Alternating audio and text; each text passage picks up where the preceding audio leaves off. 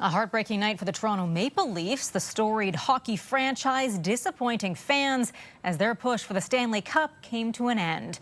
CTV's Kamil Karamali is at Toronto's Scotiabank Arena where tonight's game was played. Kamil.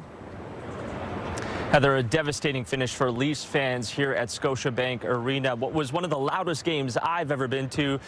Now eerily quiet. No celebration, no jubilation as the Leafs have been eliminated in a do-or-die Game 7 by the Florida Panthers by a score of 6-1.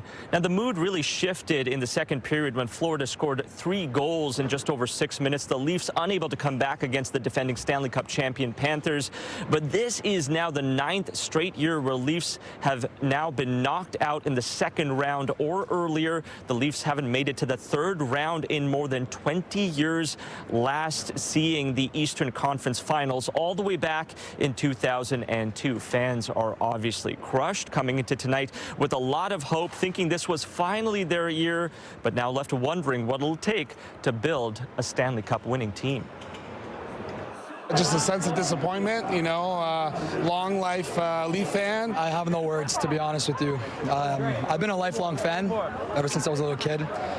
And it's just the same stuff every year. We just didn't bring the energy from the start. Like from the very start, the Panthers were on it. They deserve the win. I'm not saying we came to play today. We did not. We didn't, not at all.